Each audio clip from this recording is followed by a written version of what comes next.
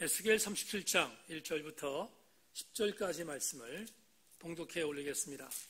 제가 가지고 있는 성경으로 구약성경 1243페이지 쪽에 있습니다. 어떤 성경은 1209페이지도 있습니다. 참고하실 수 있기를 바랍니다. 에스겔 37장 1절부터 10절까지 말씀을 제가 봉독하겠습니다. 가정에서 집중해 주기를 부탁합니다. 여호와께서 권능으로 내게 임재하시고 그의 영으로 나를 데리고 가서 골짜기 가운데 두셨는데 거기 뼈가 가득하더라. 나를 그 뼈 사방으로 지나가게 하시기로 본즉 그 골짜기 지면에 뼈가 심이 많고 아주 말랐더라. 그가 내게 이르시되 인자야 이 뼈들이 능히 살 수 있겠느냐 하시기로 내가 대답하되 주 여호와여 주께서 아시나이다.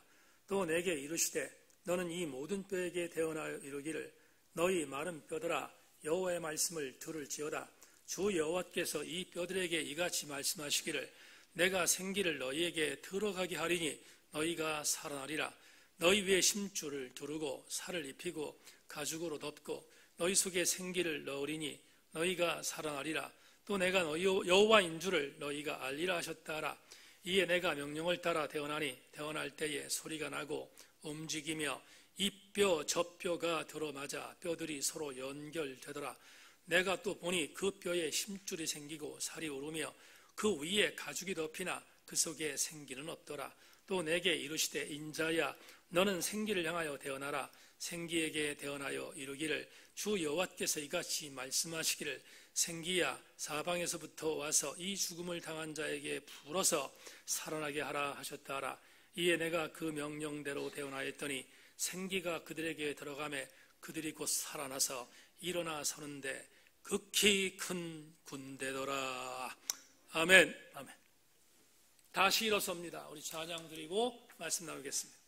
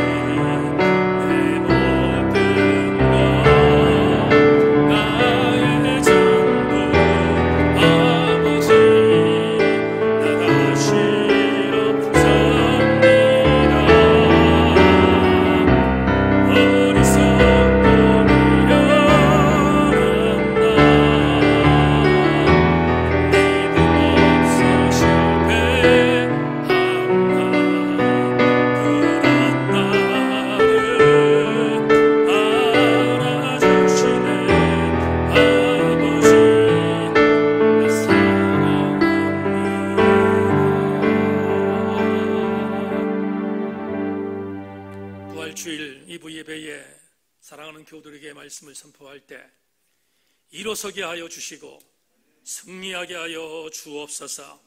다시 하나님의 은혜 안에 회복되는 우리 모든 교우들 되게 하여 주옵소서. 감사드리오며 예수 그리스도의 이름으로 기도 올리옵나이다. 아멘, 아멘. 오늘 2020년 부활주일 여러분과 함께 나눌 말씀은, 오늘은 고린도후서 강해를 한 주간 뒤로 연기하고 회복이라는 부활이라는 제목을 갖고 말씀의 은혜를 나누겠습니다.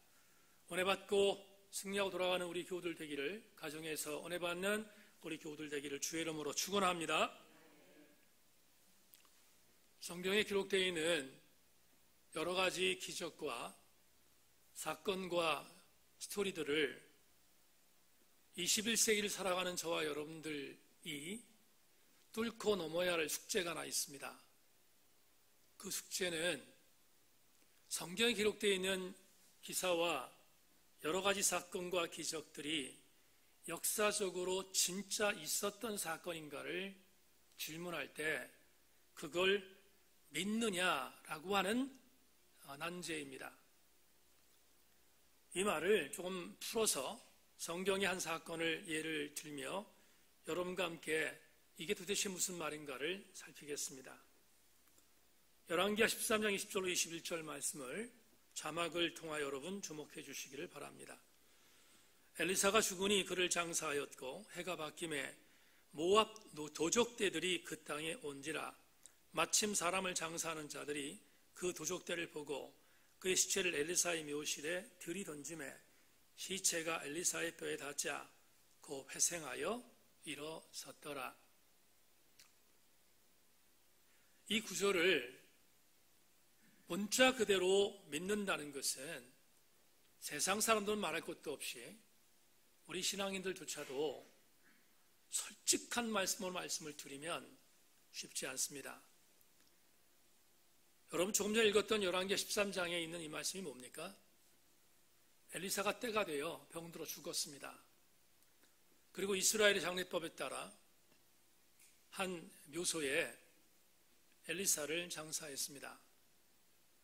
엘리사의 시체가 묘실 안에 있는데 마침 어떤 사람이 또 다른 장례를 치르기 위하여 시체를 갖고 그곳에 지나가는데, 당시에 이스라엘을 괴롭히던 모압의 도적대들, 산적들입니다. 도적들이 그 사람에게 침공하기 위해서, 그 사람을 뭔가 린치하기 위해서 그 사람 곁으로 왔습니다. 그러자 그 사람이 겁이 나서 자기가 장사하던 시체를 엘리사의 묘실에, 죽어있는 엘리사의 그 시체에 던졌습니다. 그러자 그 시체들이 엘리사의 뼈에 닿자마자 그들이 일어섰고 다시 살아났다고 성경이 말하는 이 구절을 정말 믿기가 쉽지 않아요.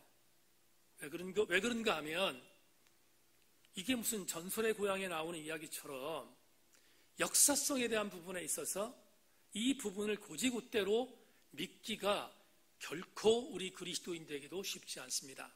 왜 그런가 하면 우리가 살고 있는 21세기에 저와 여러분들은 알게 모르게 과학적 문명의 혜택을 받은 사람들이고, 그리고 과학적으로 이것이 믿을 수 있는 사건인가 라고 하는 것에 있어서 이성적으로 믿어지면 아멘 하지만, 믿어지지 않을 때, 특별히 조금 전에 말씀드렸던 열왕기하 13장에 있는 이런 말씀은 도무지 아멘하기가 쉽지 않은 그러한 솔직한 역사성에 대한 문제를 갖고 있습니다.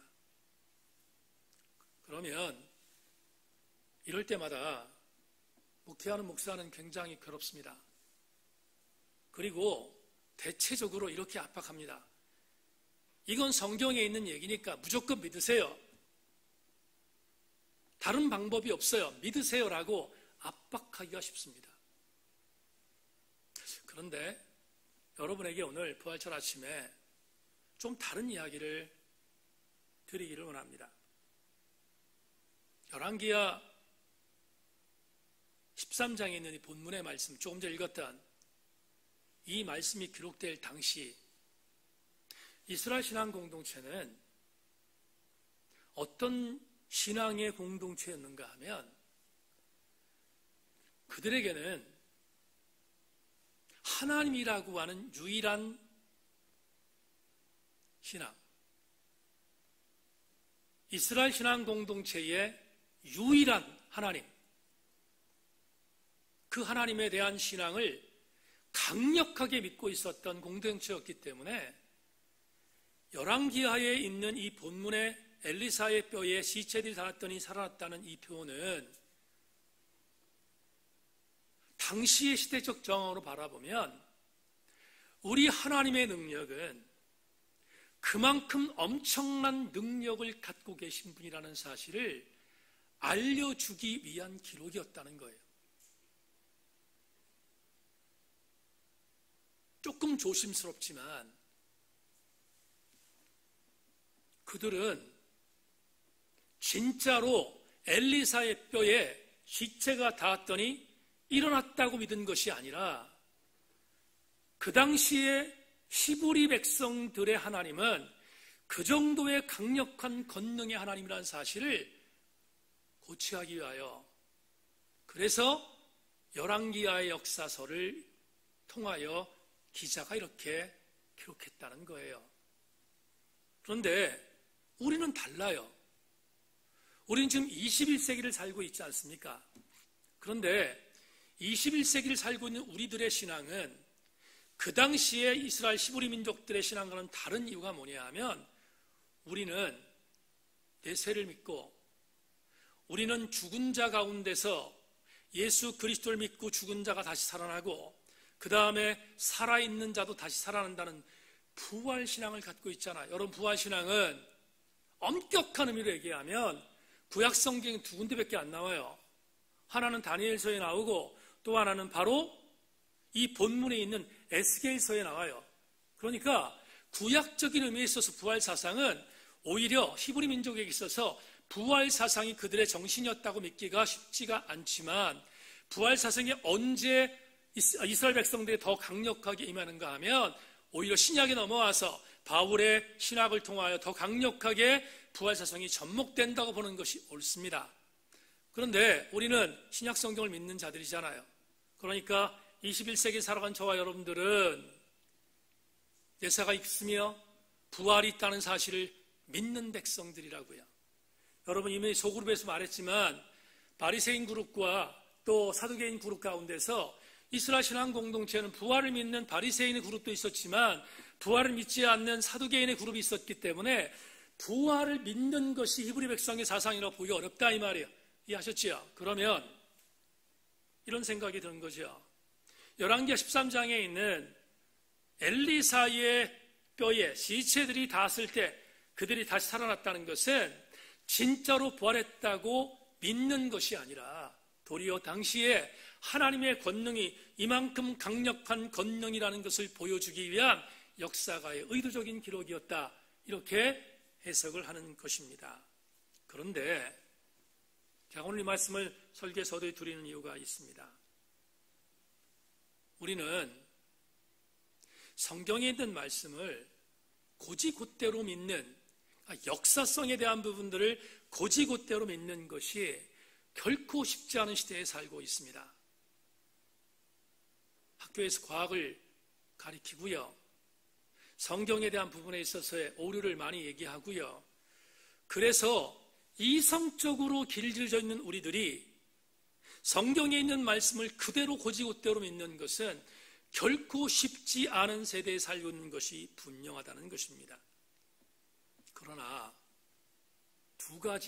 그러나 성경에서 역사성에 대한 부분을 놓고 논쟁을 벌이는 여러 가지 논쟁은 저는 건강하다고 생각해요. 그게 건강하지 않다고 생각하는 게 아니라 건강하다고 믿는 목사입니다.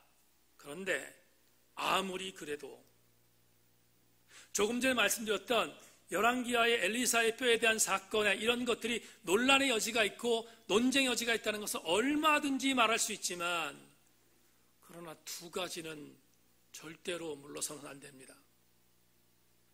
기독교 신앙에 있어서 두 가지는 논쟁의 대상이 아니다 이 말이에요. 뭘까? 기독교 신앙인들에게서 논쟁의 대상이 되지 말아야 할 두 가지는 예수 그리스도의 십자가의 사건과 예수 그리스도의 부활의 사건입니다. 이건 논쟁의 대상이 아니에요. 이건 역사적으로 이루어진 사건임을 믿는 것이 기독교 신앙이다 이 말이에요. 부활은 타협의 대상이 아니에요. 부활은 물러섬의 대상이 아니에요. 부활은 논쟁의 대상이 아니에요. 부활은 우리 기독교 신앙이 사수해야 할, 물러서지 말아야 할 기독교의 가치이자 핵심입니다. 어떤 사람들이 부활을 진짜로 믿느냐, 어떻게 죽은 사람이 다시 살 수 있는가를 모를 때 그 묻는 사람의 부활의 역사성에 대하여 우리는 그 사람이 그렇게 얘기한다 할지라도 그 논쟁에 휘말려서는 안 돼요. 왜 그런가? 압박하는 것이 아닙니다. 예를 하나 들겠습니다. 여러분, 저는 신학대학교에 가서 신학대학을 가면 신학대학에서 아주 세밀하게 신학이라는 공부를 시작하는 것은 신학교 2학년 때 공부를 시작합니다. 전공 과목이 신학교 2학년 때부터 많이 들어가 있기 때문에 그렇습니다. 그런데 신학교에 들어갔을 때 신학교 2학년 조직신학 공부를 할 때 삼위일체 공부를 하는 어간에 삼위일체가 믿어지지가 않는 거예요. 여러 번 얘기했지만 안 믿어지는 거예요. 삼위에 대한 부분은, 삼위의 위격에 대한 부분들은 인정하겠지만 일체가 믿어지지 않아서 그래서 고민을 많이 했습니다. 근데 당시 조직신학 교수님께서 삼위일체의 교리를 설명했어요. 여러 가지 방법을 동원해서 설명했는데 그 교수님의 설명을 들으면서 삼위일체를 믿게 되었어요. 여러분, 아이러니한 것은 교수님의 삼위일체의 강의가 탁월해서 믿은 게 아니에요. 당시 2학년 때 조직신학을 가르치던 교수님의 삼위일체의 강의가 너무 허접했어요. 그리고요, 도무지 더 믿지 못하게 만드는 강의를 삼위일체 교리 시간에 했어요. 그때 제가 역으로 삼위일체를 확실하게 믿게 되었다는 이유는 그 당시에 이런 감동이 저에게 왔어요. 신학 박사 교수님께서 삼위일체를 아무리 말해도 이해되지 않도록 하는 것을 통한 감동이에요. 무슨 말인가? 신학대학 교수가 삼위일체를 완벽하게 설명할 수 있다면 어떻게 그분이 하나님이세요? 여러분, 하나님을 인간의 이성으로 완벽하게 설명할 수 있다면 어디 그게 하나님일 수 있겠어요? 아무리 인간의 이성을 갖고 접근하고 해석하고 또 접근해도 이해할 수 없으니까 하나님이신 거지. 그래서 그 당시에 제가 믿었던 것은 삼위일체는 이성으로 이해하는 교리가 아니라는 것을 알게 되었어요. 그리고 삼위일체는 이성이 아니라 삼위일체는 믿음으로 고백하는 교리임을 알게 되었고, 놀라운 사실은, 여러분, 이건 정말 놀라운 사실이에요. 이성으로 아무리 해석하려고 하더라도 삼위일체가 믿어지지 않았는데 삼위일체를 믿음으로 고백하니까 삼위일체에 대한 부분의 수수께끼가 풀리기 시작했어요. 마찬가지입니다. 하나님은 인간의 이성과 인간이 갖고 있는 지식의 총체를 갖고 이해할 수 없는 분이기 때문에 하나님이십니다. 마찬가지 의미로 부활은 절대로 인간의 이성으로 해석할 수 없습니다. 예수 그리스도의 부활을 인간의 이성으로 해석했다면 그건 과학과 맞아야 되는데 과학으로 설명할 수 없는 것이 예수 그리스도의 부활이기에 다시 삼위일체처럼 인간의 이성으로 고백하는 것이 아니라 부활은 역사적으로 있었다는 사실을 믿음으로 고백할 때 우리에게 부활의 능력이 임하는 것이다. 신정통주의 신학자 칼 발트가 하나님의 속성을 초월성으로 해석할 때 이런 말을 했어요. 하나님은 절대 타자이시다. 즉 하나님은 인간이 이 세상에서 해석할 수 있는 존재 유비로 인식될 수 있는 분이 아니시다. 아멘이잖아요. 여러분, 인간의 인식으로 존재 의비를 파악할 수 있는 분이면 이미 그분은 하나님이 아니라는, 그래서 칼 발트가 하나님이 절대 타자라고 말하는 것은 정답이에요. 정답. 그러면 이렇게 여러분에게 말할 수 있어요. 말장난처럼 듣지 마시고요. 그래서 이렇게 말할 수 있어요. 우리 주님이 어떻게 부활하실 수 있었지? 우리 주님이 어떻게 부활할 수 있었지? 라고 질문하면 이렇게 대답하는 것이 정답이에요. 주님이니까 부활할 수 있었던 거예요. 여러분, 다시 한 번만, 우리 주 예수 그리스도께서 어떻게 죽은 자 가운데서 다시 살아날 수 있었지? 논리로 말하는 것이 아니고 주님이니까 부활할 수 있었던 거예요. 부활의 의미입니다. 주님이니까 부활할 수 있어요. 여러분에게 오늘 부활절 예배를 드리면서 본문에 있는 내용을 부활이라고 하는 주님의 개념으로, 주님이 부활하셨다는 개념으로 설명하려고 하지 않아요. 오늘 본문을 택한 이유는 부활의 미닝, 의미입니다. 부활이 어떤 의미를 갖고 있는가를 여러분에게 드리기 위해서, 그래서 오늘 본문을 택했어요. 옛날 팝송 중에 You Mean Everything to Me 라는 노래가 있잖아요. 당신은 나에게 있어서 전부입니다. 닐 세데카가 불렀던 올드 팝송이 있는데, 그때 미닝이란 말이 뭐예요? 의미잖아요. 의미. 당신은 나의 전부인 것을 의미합니다. 오늘 마찬가지로 에스겔 37장은 주님이 어떻게 부활하시는가 아니에요. 주님이 부활하신 그 부활의 의미가 2020년 나에게 어떤 의미가 있는가, 그걸 공부하는 것이 37장에 있습니다. 본문은 예언자 에스겔이 바벨론에서 본 4가지 환상의 3번째 환상, 해당되는 메시지가 본문의 메시지입니다. 여러분, 에스겔 예언서를 보면 제일 먼저 와닿는 긴장감이 하나 있습니다. 그 긴장감이 뭐냐면 하나님이 무지하게 급하셨다라고 하는 긴장감이에요. 무슨 말인가 하면 예언자 에스겔은 이스라엘의 땅에서 예언을 한 백성이 아니에요. 예언을 한 예언자가 아니에요. 에스겔은 이방 땅인 바벨론에서 예언을 했어요. 무슨 말인가 하면 시대적인 설명을 좀 드릴게요. 우리가 잘 아는 것처럼 남유다는 BC 587년과 586년쯤에 멸망을 당합니다. 그때 아시는 것처럼 예레미야 마지막 장에 있는 것처럼 정말 비참하게 멸망을 당해요. 그런데 그때 완전히 멸망당했던 멸망을 해석할 때 3번째 바벨론의 침공이라고 해석합니다. 무슨 말인가 하면 그 전에 1차와 2차 침공이 있었다 이 말이에요. 1차 침공은 BC 605년에 있었습니다. 이때 바벨론의 느부갓네살이 예루살렘을 진격했어요. 진격했다가 힘이 없는 예루살렘을 무너뜨리는 것은 문제가 아니었어요. 그래서 48개 성읍을 무너뜨립니다. 48개 성읍이라고 하면 예루살렘을 제외한 모든 성읍이 무너진 거예요. 그래서 거의 이때 이스라엘의 국력은 기울었어요. 1차 주전 605년에 바벨론이 침공한 이 침공을 통하여 48개 성읍이 무너지면서 상당수의 많은 귀족들이 그리고 지식인들이 포로로 끌려갔습니다. 이때 끌려갔던 대표적인 인물 한 명을 뽑으라면 여러분 잘 아시는 다니엘이에요. 이후 조금 더 있다가 주전 597년에, 다시 말하면 완전히 멸망당하기 10년 전 2차 침공이 있습니다.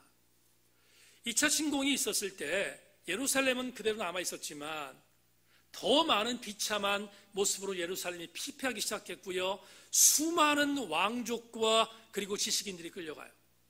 이때 끌려갔던 사람이 여호야킨이라는 왕과 또 한 명, 오늘 여러분과 함께 나누는 에스겔이에요.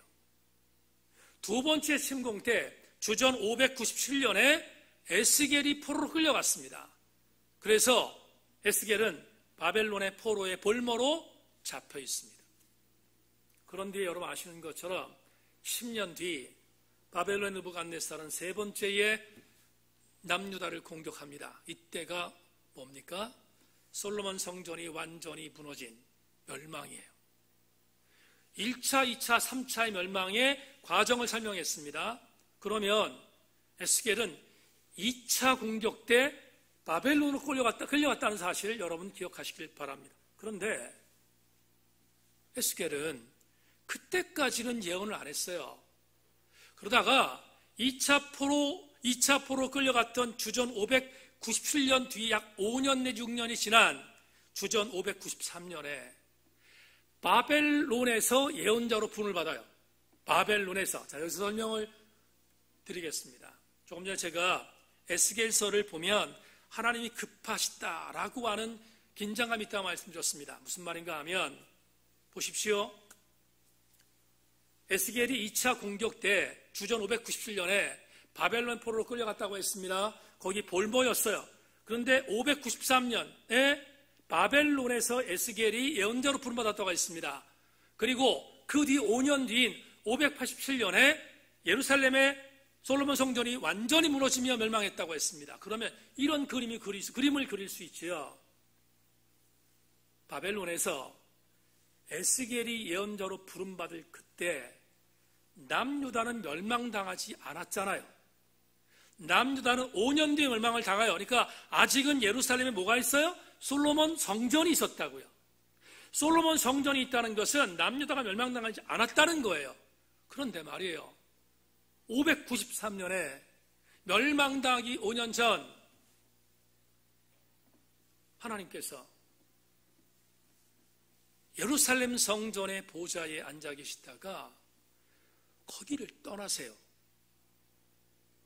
하나님이 떠나신다고요. 어떻게 떠납니까? 당시 예루살렘 솔로몬 성전에는 멸망의 기운이 가득 차 있음에도 불구하고 남유다는 우상숭배의 근원지였어요. 우상들이 득실거렸어요.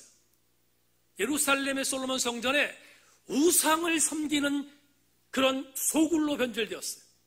하나님이 우상을 섬기는 그들에게 여러분 어떻게 제사를 받아요? 받을 수 없잖아요. 하나님이 참다 못 견디셔요. 그리고 하나님은 마음을 먹습니다. 내가 이 성전을 떠나겠다고. 그리고 직접 스랍과 천사들이 4개의 바퀴가 달린 바퀴에 보좌가 바퀴가 있는데 이 바퀴가 있다는 것은 역동성입니다. 움직인다는 운동성이 있다는 거예요. 그 보좌에서 일어나셔서 그 보좌에 앉으신 하나님께서 장소를 옮깁니다. 어디로? 에스겔이 있는 바벨론으로. 에스겔이 있는 그발강가의 바벨론으로 직접 옮기세요. 환상이죠? 직접 옮깁니다. 옮겨서 오늘날 제가 일부 예배 때 말씀을 드렸지만 하나님이 너무 급해서 도저히 있을 수 없는 예루살렘의 솔로몬 성전을 박차고 나와 바벨론에 있는 에스겔에게 신방 가신 거예요. 신방 가셔서 4개의 환상을 보여주십니다. 4개의 환상을, 그 4개의 환상 중에 첫 번째가 1장부터 24장에 있는데 1장부터 24장에 예루살렘을 내가 반드시 심판할 거야 라는 상과, 두 번째 25장부터 32장에 7 족속, 이스라엘 괴롭혔던 7 족속의 나라들을 심판할 거라는 또 하나의 환상을 보여주시고, 세 번째 33장부터 39장까지 그러나 내가 이스라엘을 반드시 구원할 거야 라고 하는 메시지 환상을 보여주시고, 마지막 네 번째, 구원 시대에 이스라엘이 이렇게 회복될 것이라고 하는 회복의 환상을 보여주는 것이 네 번째 환상입니다. 그러면 오늘 본문 37장은 세 번째 환상일 거 아니겠습니까? 세 번째, 이스라엘이 회복되어지는, 하나님이 하나님 백성을 회복한다는 환상을 보여주시는 장면이 오늘 37장이다 이 말입니다. 여러분, 오늘 본문 1절과 2절을 읽겠습니다. 여호와께서 권능으로 내게 임재하시고 그의 영으로 나를 데리고 가서 골짜기 가운데 두셨는데 거기 뼈가 가득하더라. 나를 그 뼈 사방으로 지나가게 하시기로 본즉 그 골짜기 지면에 뼈가 힘이 많고 아주 말랐더라. 하나님께서는 에스겔을 당신의 권능으로 이끌어 어떤 골짜기로 이끌어 가셨습니다. 환상을 보는 거에 세 번째 환상, 골짜기로 데려가셨습니다. 그런데 에스겔의 눈에 보이는 그 골짜기에는 뭐가 있는가? 마른 뼈다귀들이 즐비했다고 성경은 말하고 있습니다. 마른 뼈들이 즐비했다. 1절과 2절에서 주시는 그런 내용입니다. 그런데 이 마른 뼈들을 바라본 에스겔에게 주님이 물으세요. 뭘 묻는가? 3절부터 6절까지를 제가 읽겠습니다. 여러분 자막을 보십시오. 그가 내게 이르되 인자여 이 뼈들이 능히 살 수 있겠느냐 하시기로 내가 대답하되 주 여호와여 주께서 하시나이다. 또 내게 이르시되 너는 이 모든 뼈에게 대언하여 이르기를 너희 마른 뼈들아 여호와의 말씀을 들을지어다. 주 여호와께서 이 뼈들에게 이같이 말씀하시기를 내가 생기를 너희에게 들어가게 하리니 너희가 살아나리라. 너희 위에 힘줄을 두르고 살을 입히고 가죽을 덮고 너희 속에 생기를 넣으리니 너희가 살아나리라. 또 내가 여호와인 줄을 너희가 알리라 하셨다. 설명하겠습니다. 에스겔에게 골짜기로 데려가신 하나님께서 큰 권능으로 환상을 보여주십니다. 내 마른 뼈다귀들이 즐비해 있습니다. 그 즐비한 뼈다귀들을 향하여 주님이 말씀하십니다. 에스겔에게 에스겔아 뭘 보냐? 뼈들이 많습니다. 다시 묻습니다. 그럼 이 뼈들이 살 수 있겠니? 그러자 에스겔이 자신 없었어요. 뼈들이 산다는 게 이해가 안 되니까. 그래서 그것은 주님이 아십니다. 이렇게 말합니다. 그건 주님만이 아신 나는 몰라요. 자신 없었기 때문입니다. 그런데 주님 물러서지 않고 에스겔에게 이렇게 말합니다. 에스겔아 너에게 내가 이렇게 좀 얘기한다. 네 입으로 이 뼈들에게 내 말을 대언하라는 거예요. 대신 전하라는 거예요. 그런데 그 대신 전하는 게 뭐냐? 이겁니다. 생기를 들어가게 할 것이다. 생기를 들어가게 할 것이다. 그러면 그 생기가 들어가면 뼈다귀들에게 힘줄이 임하고 거기에 살이 붙고 거기에 가죽이 덮이고 그래서 그들이 다시 살아날 것이라고 선포하라는 거예요. 하나님께서 에스겔에게 자신 없어하는 에스겔에게 이렇게 선포하라고 명령합니다. 자신 없어하는 에스겔에게. 그런데 말입니다. 남아프리카 공화국 신학대학이 있는데 아말리에 레베카 바스테올 힐이라는 교수가 이 부분을 이렇게 해석해요. 어떻게 해석하냐면 하나님은 에스겔 골짜기에 왜 에스겔을 데려갔느냐 하면 에스겔에게 충격을 주기 위해서였다는 거예요. 그런데 어떤 충격이냐면 눈으로 보는 충격, 시각적인 충격과 듣는 충격, 청각적인 충격을 같이 주기 위해서였다는 거예요. 그러면서 그 시각과 청각에 대한 쇼크를 통하여 그에게 힘을 주고 회복하기 위한 방법으로 지금 주님이 에스겔에게 말하고 있다는 거예요. 대언하라는 거예요. 네가 대언만 하면, 내가 말한 대로 대언하면 뼈다귀들이 일어날 것이다. 살아날 것이다. 라는 충격을 주기 위하여 지금 에스겔에게 하나님께서 그렇게 명령하셨다는 거예요. 그러자 이렇게 명령한 하나님 말씀을 받았던 에스겔이 예언자니까 순종합니다. 자신 없었어요. 자신 없었지만 순종해요. 그 순종의 내용이 7절에 있습니다. 여러분 7절을 다시 주목하십시오. 이에 내가 명령을 따라 대언하니 대언할 때에 소리가 나고 움직이며 이 뼈 저 뼈가 들어맞아 뼈들이 서로 연결되더라. 그러면 여러분에게 이렇게 말씀드릴 수 있어요. 지금 자신 없어 하는 에스겔에게 하나님이 명령하신 명령대로 그대로 명령했더니 소리가 들려요. 청각이 들린다고요. 바스테오 힐 교수의 말대로 청각이 들려요. 어떤 청각이 들리냐면 마른 뼈다리 두두두두 붓고 있습니다. 눈으로 보는 거예요. 지금 또 시각으로 봐요. 두두두둑. 청각으로 듣고 시각으로 봐요. 어떻게? 그 뼈가 붙었는데 거기에 힘줄이 생겨요. 거기에 가죽이 덮여요. 가죽이 덮인 뒤에 그가 일어서려고 하는 것이 보여요. 그게 시각이에요. 그래서 청각과 시각을 통하여 충격을 받았던 에스겔, 그는 지금 에스겔 골짜기에서 놀라운 기적을 보고 있습니다. 그런데 말이에요, 11절, 오늘 읽지는 않았지만 11절을 보겠습니다. 11절을 보니까 11절에 이렇게 말합니다. 또 내게 이르시되 인자야, 이 뼈들은 이스라엘의 온 족속이라. 그들이 이르기를 우리의 뼈들이 말랐고 우리의 소망이 없어졌으니 우리는 다 멸절되었다 하느니라. 그러면 하나님은 분명히 에스겔에게 뭘 보여주고 있습니까? 지금 이렇게 마른 뼈들로 되어 있는 상태가 뭐라는 거예요? 바벨론 포로로 끌려가 있는 누구라는 거예요? 이스라엘이라는 거잖아요. 이스라엘이 이렇게 형편없이 완전히 뼈다귀로 죽어 있다는 것이잖아요. 그런데 하나님이 시각과 청각으로 능력을 주시고 힘을 주셔서 그렇게 대언했더니 어떤 일이 벌어졌는가? 오늘 주제절 10절을 보겠습니다. 10절에 이렇게 기록되어 있습니다. 이에 내가 그 명령대로 대언하였더니 생기가 그들에게 들어가매 그들이 곧 살아나서 일어나 서는데 극히 큰 군대더라. 가정에서 예배를 드리는 교우 여러분, 그리고 오늘 예배당에 나와서 예배드리는 사랑하는 교우 여러분, 에스겔 골짜기의 결론은 마른 뼈가 큰 군대가 된 것입니다.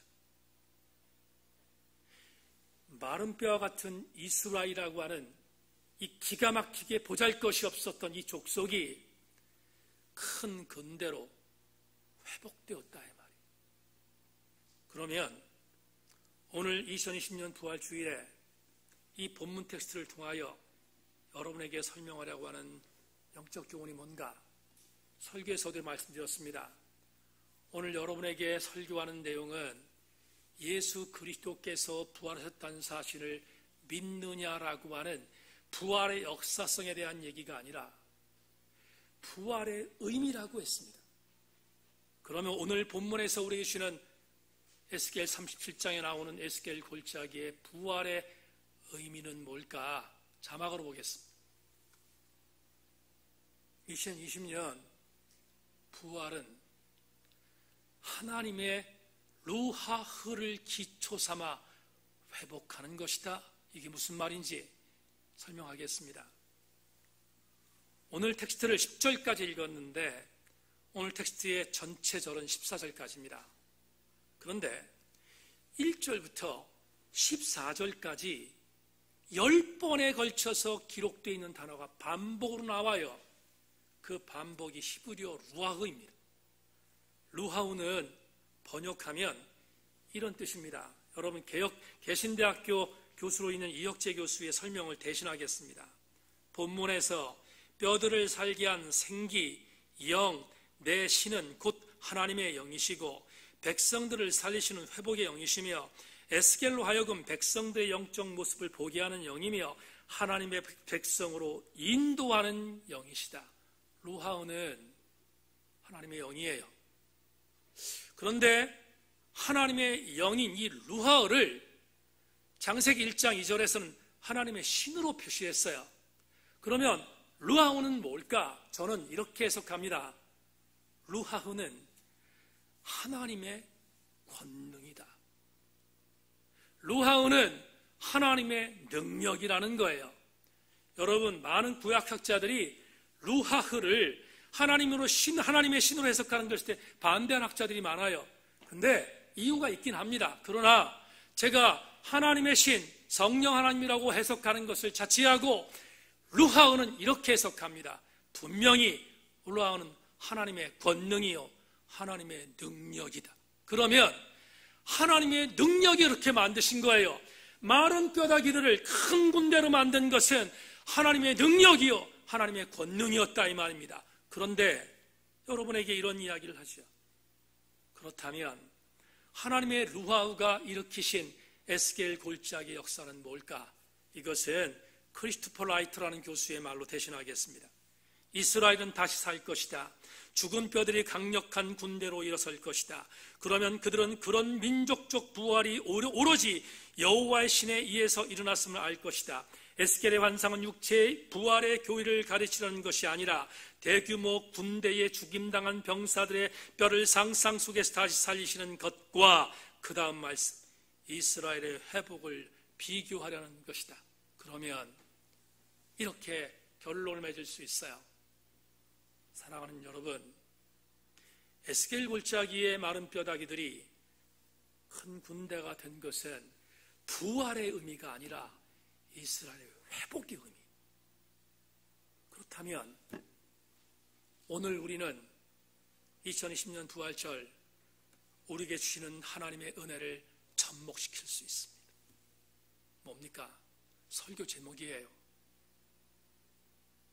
2020년 한국교회에 다시 살아나신 부활의 의미는 한국교회를 다시 회복시키시는 것입니다.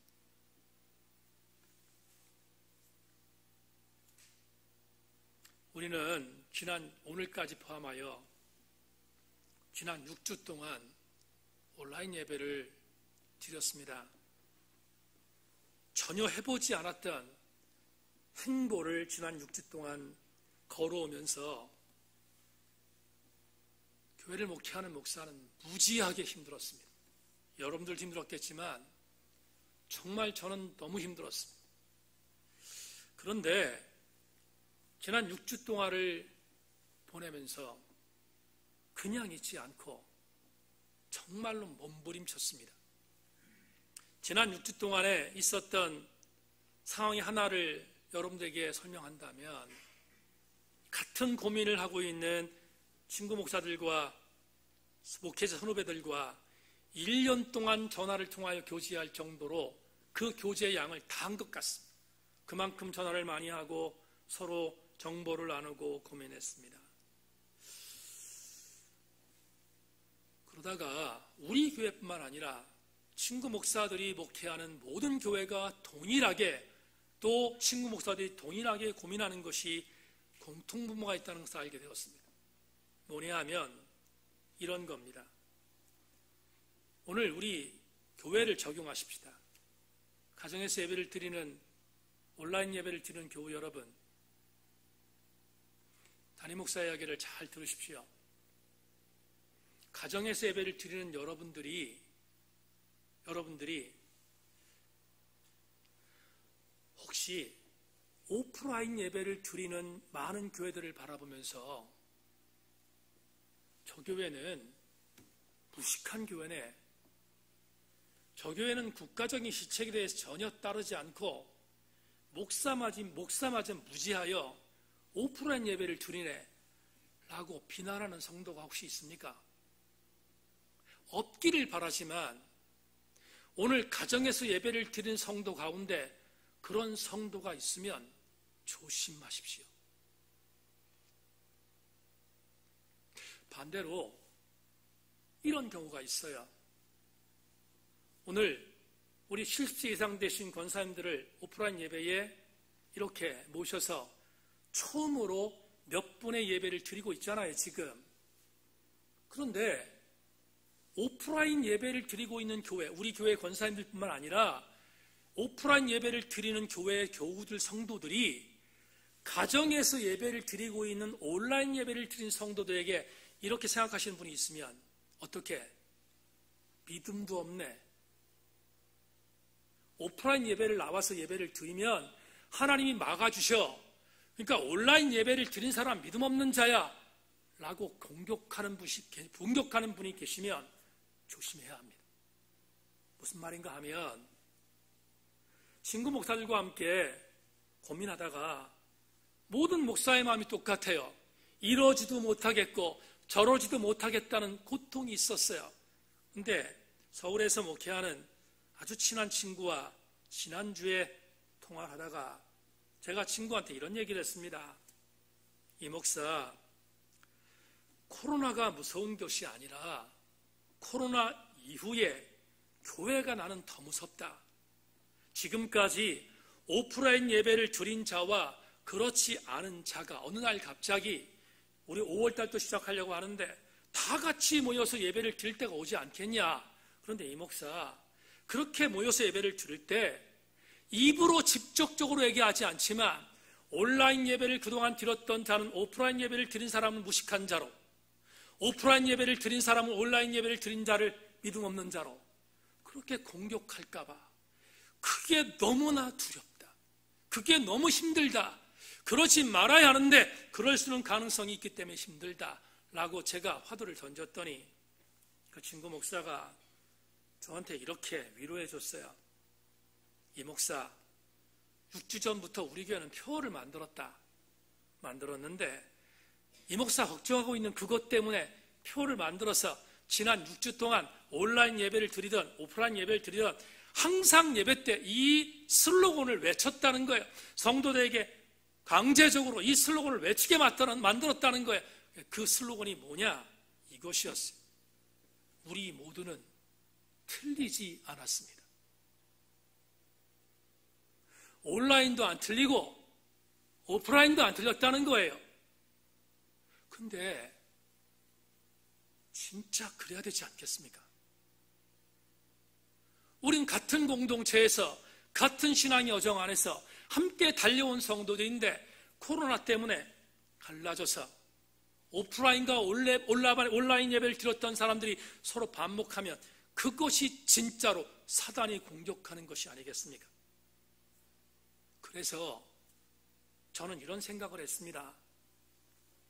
정말로 우리 세인교회에 지금 필요한 것은 온라인과 오프라인 예배를 함께 드렸던 성도들이 동시에 회복되는 것입니다.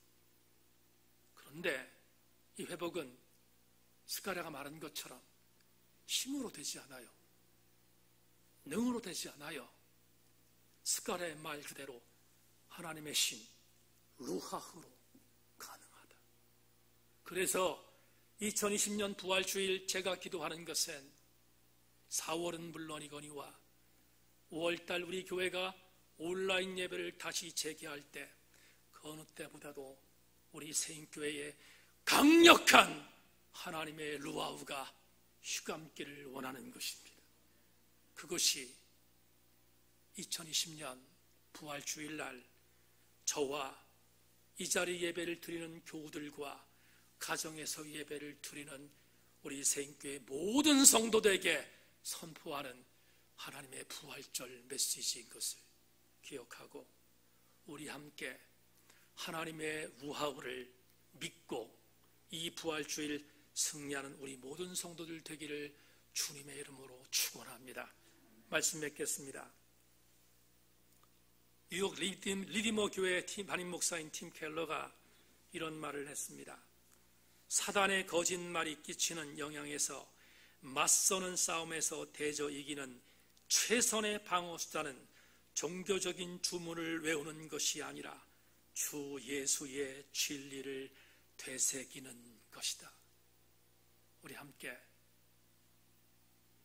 종교적인 행위가 아닌 주 예수 그리스도께서 우리를 위하여 고난당하셨고 우리를 위하여 죽으셨고 우리를 위하여 다시 살았다는 그 진리 위에 굳건히 설 때 우리를 공격하는 일체의 사단의 공격에서 싸워서 이길 줄로 믿고 우리 함께 그렇게 달려가는 우리 모든 성도들 다 되기를 주님의 이름으로 축원합니다. 하나님 감사합니다. 오늘 우리에게 주신 말씀을 함께 묵상했습니다. 2020년 부활절 에스겔에 보여준 환상을 오늘 우리에게 접목한다면 하나님의 루하흐 권능과 하나님의 루하흐 능력으로 우리를 다시 회복시켜주는 것이 부활의 메시지인 것을 명심하고 우리 세인교회 모든 성도들마다 회복의 능력으로 휘감아 주옵소서. 혹시나 모를 코로나 사태 이후에 하나님의 교회의 성도들끼리 반목하는 것이 있으면 그 반목의 담도 하나님의 루하우로 허물어 주셔서 하나님 모두 함께 하나 되는 강력한 은혜가 부활의 메시지로 우리에게 접목되게 하여 주시옵소서. 하나님의 은혜를 믿으며 감사드리옵고 예수 그리스도의 이름으로 기도하옵나이다. 아멘, 아멘.